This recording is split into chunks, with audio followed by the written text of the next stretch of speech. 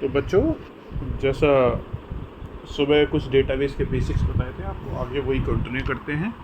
क्या होता है database? Data collection of raw facts and figure. Information क्या होती है? उसमें से जो हमारा काम का डेटा होता है वो क्या होगा? आपका इन्फॉर्मेशन होगी। उसके बाद पुरानी फाइल्स में, अब रिटर्न्स में यूज करते थे, डॉक्यूमेंट्स में। जैसे मैंने स्टूडेंट का एग्जांपल दिया था आपको कि पेपर्स में यूज़ करेंगे, उससे नुकसान क्या होता था? पेपर बहुत ज़्यादा इकट्ठे हो जाते थे आपके, और उन्हें मैनेज करना पॉसिबल नहीं होता था। फिर हमने क्या बनाना चालू किया? फाइल्स बनाना चालू किया। फाइल्स बनाने के बाद क्या हुआ कि फाइल्स है ना, अगर सपोज भी किसी ने एक्सेल में बना ली, किसी ने वर्ड में बना ली, और किसी ने और किसी इमेज फॉर्म में बना ली, वो अलग अलग फॉर्मेट होने की वजह से उनको मैनेज करना थोड़ा टिपिकल पड़ता था।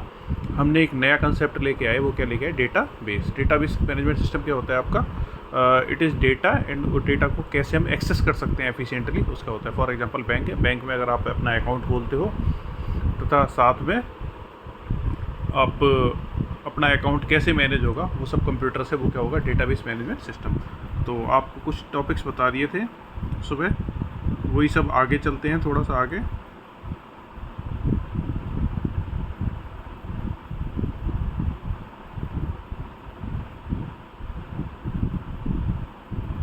अब इसमें है थोड़ा सा आपका रिलेशनल डेटा मॉडल। आपका रिलेशनल डेटा मॉडल क्या होता है? आपका जो भी डेटा हम टेबल्स की फॉर्म में बनाते हैं वो क्या होगा? Relational database model.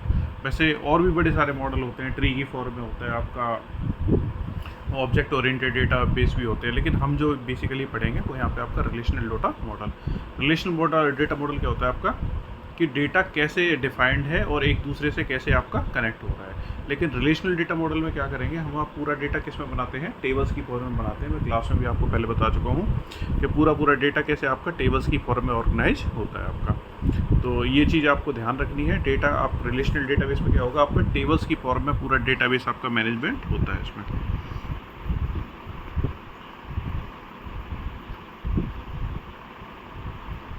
अच्छा, for example student name, student ID, student roll number, इनको हम क्या बोलते हैं? एट्रीब्यूट्स बोलते हैं। क्या बोलते हैं हम? एट्रीब्यूट बोलते हैं। फॉर एग्जांपल पेरेंट्स के एट्रीब्यूट क्या क्या हो सकते हैं आपके? GID, guardian ID, guardian name, guardian phone, guardian address. उसके बाद दूसरा क्या आपका? रोल नंबर है आपका। उसके बाद क्या आपका? सीरियल नेम, उसका डेट ऑफ बर्थ है, एंड गार्जियन की आईडी है इसमें आपकी। तीसरा attendance date, roll number and attendance status either present or absent इसमें आपका।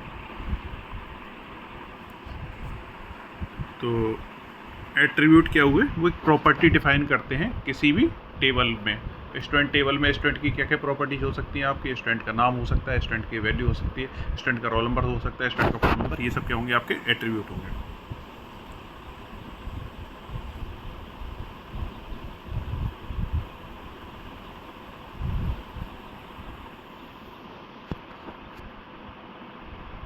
तो ये चीज़ ध्यान रखना है आपको।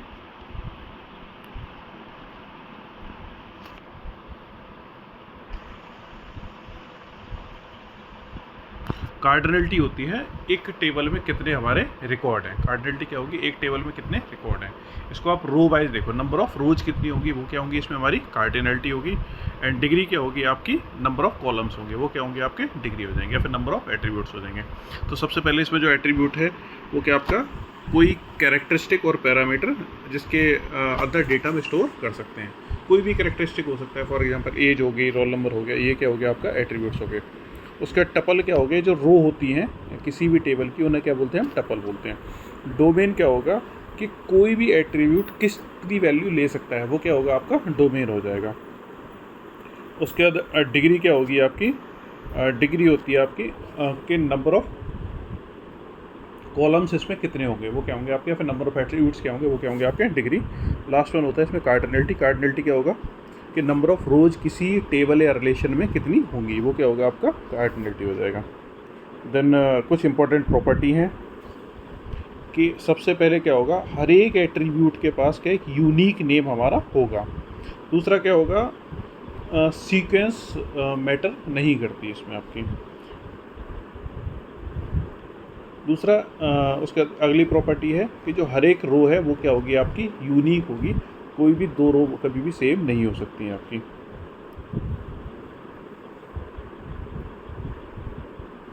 हर एक एट्रीब्यूट की क्या होगी, डोमेन क्या रहेगा आपका, सेम रहेगा। फॉर एग्जांपल एज है, एज क्या हो सकती है आपकी, इंटीजर टाइप में होगी, लेकिन ये ध्यान रखना है आपको एज हमेशा इंटीजर में ही होगी, वो डेसिमल वैल्यूज में नहीं हो सकती है।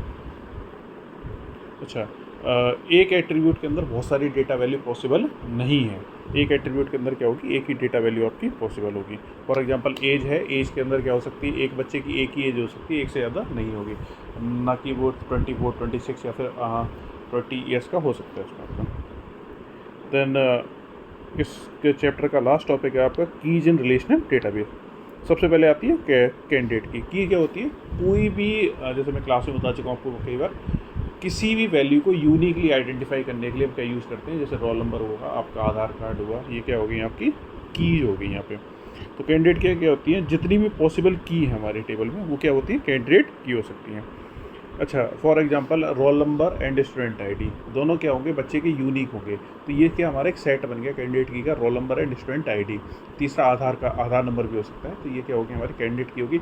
लेकिन इसमें से एक जो की हम जो यूज़ करेंगे उसको बोलते हैं प्राइमरी की। हमारा प्राइमरी की मेन की होती है जिसको हम यूज करते हैं। कई बार क्या होता है, कई जगह यूनिक वैल्यू मिलना पॉसिबल नहीं होता है। फॉर एग्जांपल क्या हो गया हमारा कि कहीं आपका ना तो आधार नंबर है, ना आपका रोल नंबर है, ना स्टूडेंट आईडी है, तो वहाँ हम क्या कर सकते हैं, दो चीज़ मिक्स कर सकते हैं, नाम एंड फादर नेम प्लस में roll number, sorry phone number. तो क्या होगा, जब तीनों को मिक्स करके हम बनाएंगे तो ये होता है कंपोजिट की। ऐसी कैंडिडेट की जो बच गई, जिन्हें हम यूज़ नहीं कर पाए प्राइमरी में की में, वो क्या होंगी आपकी अल्टरनेट की। फॉरेन की ये मैं क्लास में बहुत अच्छे से आपको समझाया था। जब दो टेबल हैं, दो टेबल में एक टेबल के अंदर वो वैल्यू प्राइमरी की है तथा दूसरी टेबल के अंदर as a normal value appear हो रही है, तो वहाँ पे क्या दूसरी टेबल के अंदर वो क्या होगी आपकी फॉरेन की हो जाएगी। और जो फॉरेन की वाली टेबल है उसको बोलते हैं रेफरेंसिंग टेबल या फिर रेफरेंसिंग रिलेशन, और जिसमें वो एज ए प्राइमरी की है उसको बोलते हैं रेफरेंस रिलेशन या रेफरेंस टेबल आपका। तो बच्चों ये था डेटाबेस के बेसिक्स से, इसको आगे फिर से कंटिन्यू करेंगे। ये कुछ 11th का रिवीजन था जो मैं बेसिकली आपको करवाया है, ये सेम इसी चीज़ को आगे कैरी करेंगे अगले उसमें वीडियो में। तब तक के लिए आपसे मिलते हैं दोस्तों।